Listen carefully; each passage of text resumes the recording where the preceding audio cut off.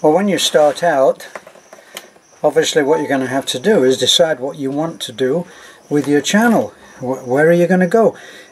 If you're thinking that you can just find out what other people are doing and then do that, you will become a very, very thin copy, a very poor copy of what other people are doing, and nobody will see you for yourself.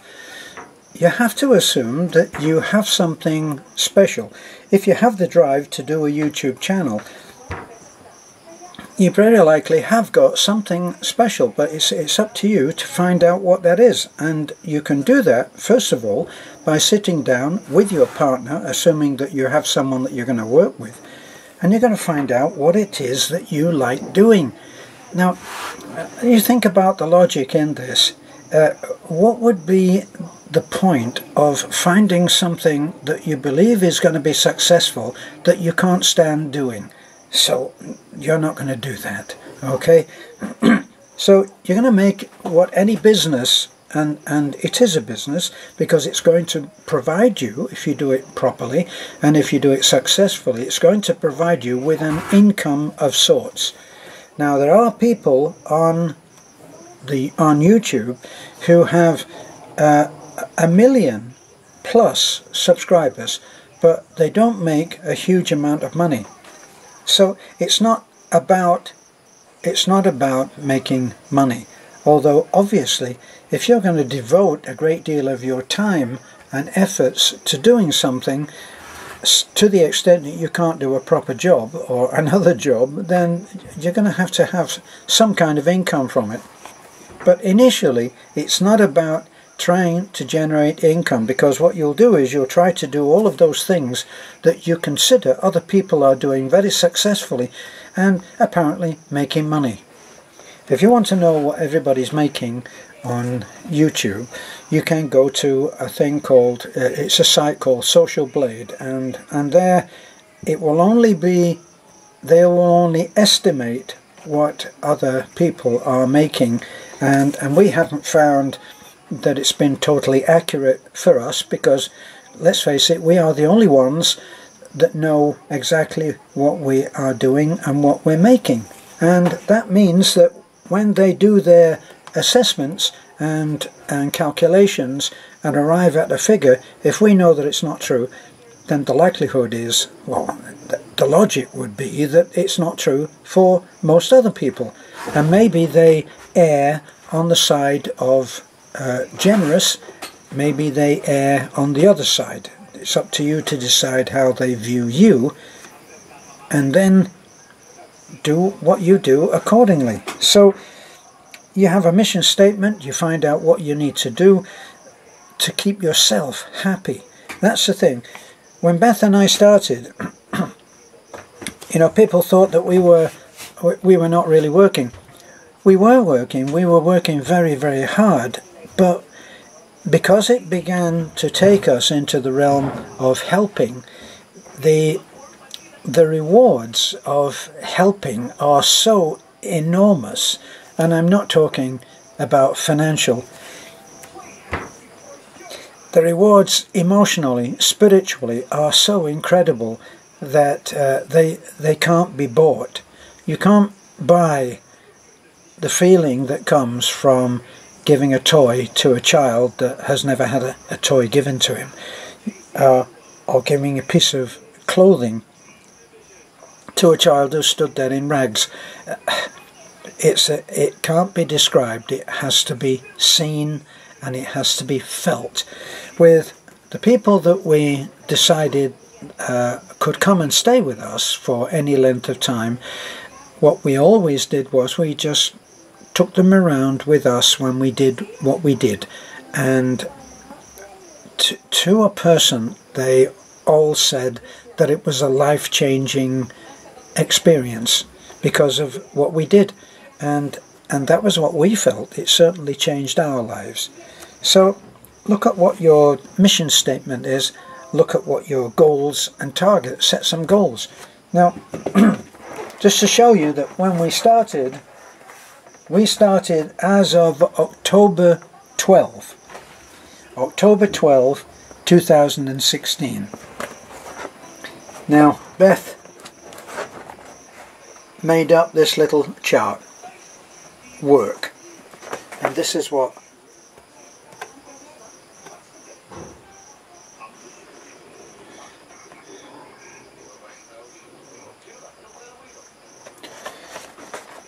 so you can see we didn't have any wall charts with graphs and calculations and statistics.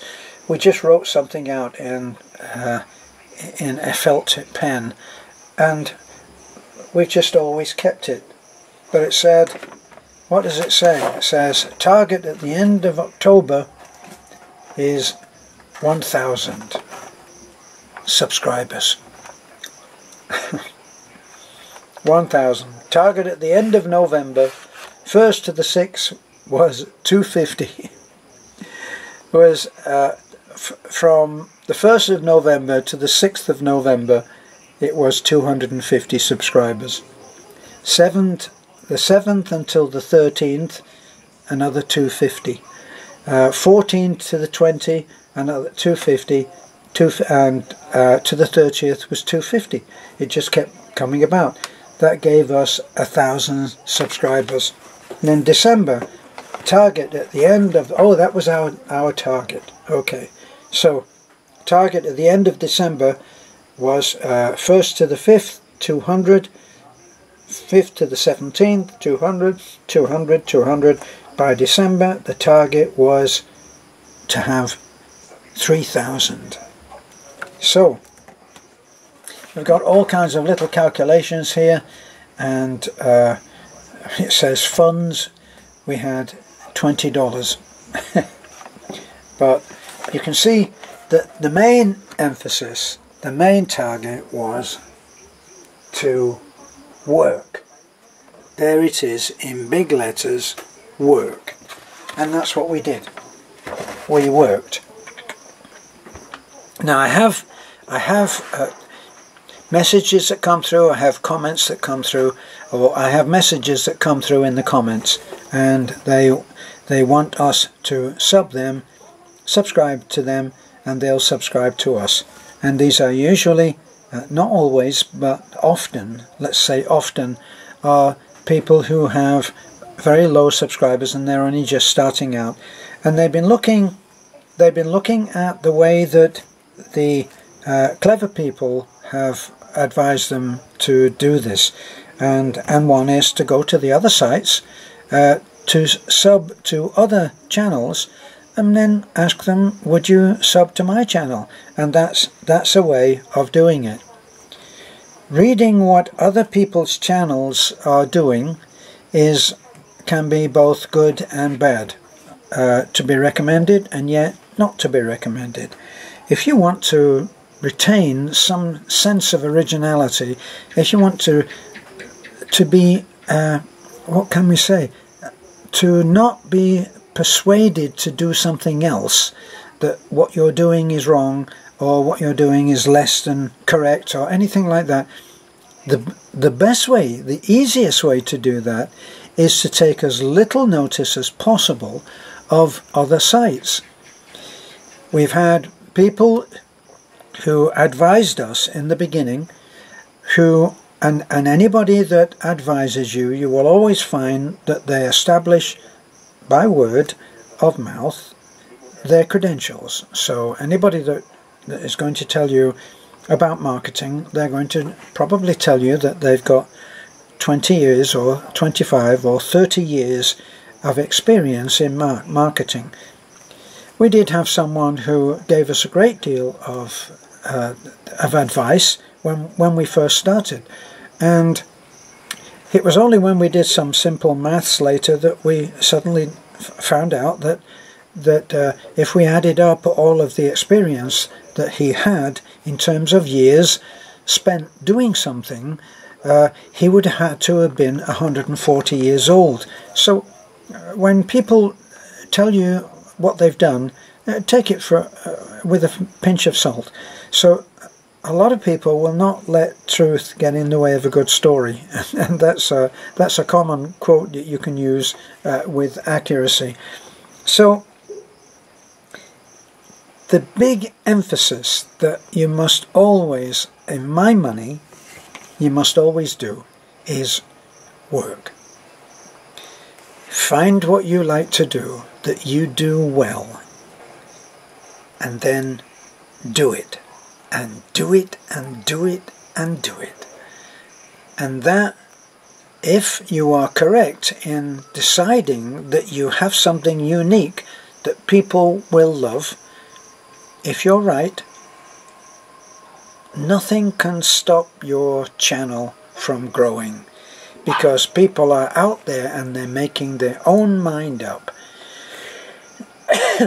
Now, when you first start, one of the difficulties in deciding what your channel actually does best, and the different categories that YouTube will give you are not that easy.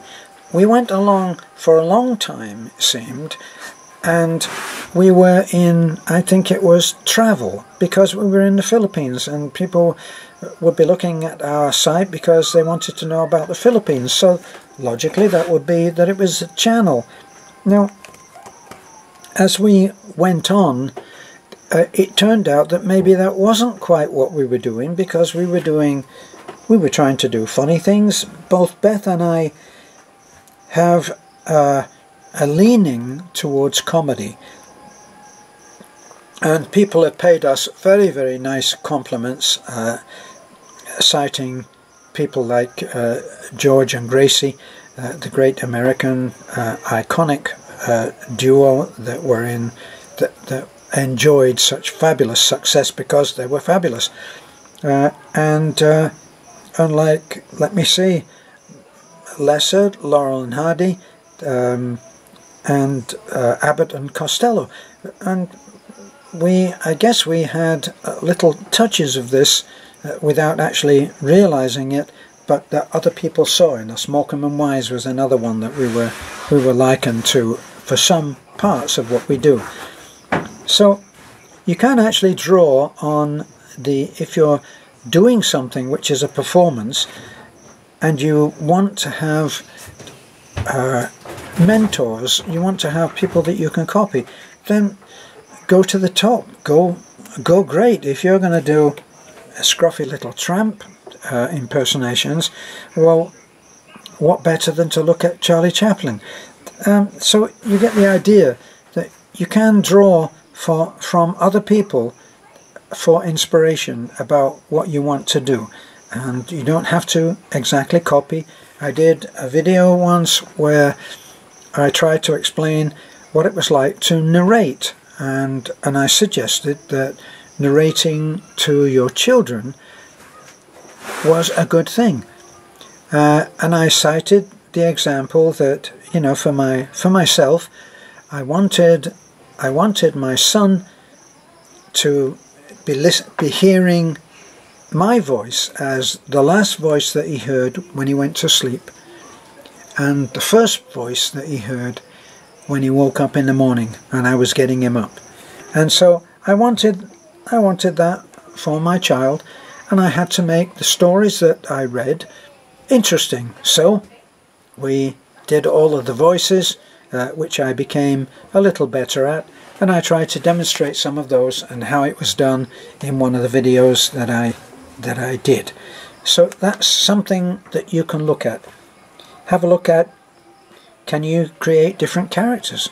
Beth has created 2 other characters, Wally Girl and another one that she is very, very similar to Wally Girl. She hasn't done that for a while now. But anyway, she can do that. I think it was Dee Dee, I'm not quite sure.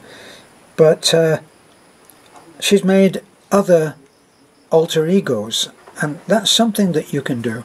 You can look at what the greats did and then do something according to that, and you can make up things which are interesting. But don't go to, I feel, don't go to other sites and expect them to help you to be successful, other than to give you a very simple thing.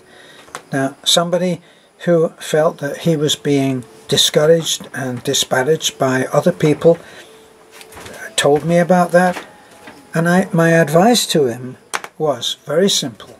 I said, as far as haters go, and a hater, as defined by me, is someone who is excessively negative. That's my definition of a hater, and aimed at you. Now, why people do this is best known to themselves, but they do. So what do you do about that? You just take them out of your life. You don't have to do that. If you used to go along and stop at a particular cafe and the guy that was the waiter was very unpleasant to you, would you keep going back there? No, I don't think you would. If you were part of a group of people and 2 or 3 of them were extremely toxic towards you, would you continue to be a member of that group? No, you wouldn't. So, if you have people who come on your channel and are just negative, just realize, as I always say, I don't run a platform for people to take pot shots at me. Now, is that good? Is that bad? Is that brave? Is it whatever? It doesn't matter. It's my site, so I make the decisions. Now, I've had people say that this would lead to failure. Well, if you're going to do that, you're not going to give the other side of the coin, and it's not going to be any good, and you'll get nowhere. Well, this is my view on how you should decide what the policy is of what the general emotional tone level is of your site, of your channel. You decide what it is that you want to do and enjoy doing, and then you put that up. You have the courage to stand up and say, this is me. Now, how will you know whether it's a success? Eventually, if it is as good as you think it is, if it's as good as you work hard to make, it will be successful. It may take time. It does take time. But eventually, people will begin to recognize it. And that's something that no one can deny. It's not an opinion. You stand or you fall by what you proclaim is the content of your channel. Now, what about from the listener, the viewer's point? From the viewer's point of view, I always feel that you should go to those channels that make you feel good. And because of that, Beth and I said right from the start, we want a feel-good channel. What's a feel-good channel? A feel-good channel is when you go to it and you read through it and you look at some of the videos and then you click next and go somewhere else, you feel good. So, there's the decider. Do you feel good or not? It's a little bit like Dirty Harry, isn't it? Do you feel lucky? Well, do you feel lucky? That's what you have to do. You have to decide what's good and then do it. Now, when I was a musician, professionally, musicians can be quite, not necessarily arrogant, but they can be opinionated, and I was the same. So we would listen to the latest top 40 arrival, and we would listen to it and think, my God, that's this, and we would call it a load of crap. We would call it a poor, lousy song. We would call it all kinds of things because we were capable of playing so much better music. Now, when that was the situation, a lot of people said, oh my God, I could do 10 tunes like that in a day. And some of us actually tried. We went back and we tried to write one of those simple, no-brainer pop songs. Things like Yellow Ribbon. Tie a yellow ribbon round the old oak tree. And it's such a simple idea, and it's a happy little jump-along song of no great value musically to the entire universe, but yet it became a big hit. Now, could we do that? My God, I could write a Yellow Ribbon. Yeah, sure, of course I could. I never did. And that's the trick. The people that could churn out yellow ribbons by the score did. And those of us who just simply played music. And that's something that you need to know. An interviewer once interviewed Jacqueline Suzanne. And Jacqueline Suzanne was known for a particular kind of book. And the book was not regarded as being literature, let's put it that way. And Miss Suzanne was being interviewed at one point, and the interviewer, now you've got to understand that an interviewer is often there to put the negative to the person that they're interviewing, as if he is doing everybody in the world a favour. So the question would usually be couched in this way: Miss Suzanne, what do you say to people? What do you say to the people who say that anybody could write the kind of book that you write? Anybody could do it. And Miss Suzanne said, okay, let them do it. And of course, we haven't had too many other Jacqueline Suzannes come out, and she has written hit after hit after hit after best-selling book. And so that tells you that there is something special and unique in a lot of people. The trick is to find out what it is about you. And then there is no substitute for working hard and putting out a load of videos. You just keep putting the videos out, and eventually people start to come back, and you ask them to like, comment, subscribe, which you will have heard on our videos constantly, and hopefully people will do that. And then eventually it will become clear that it will help you to earn a few dollars if they watch or allow to run the ads.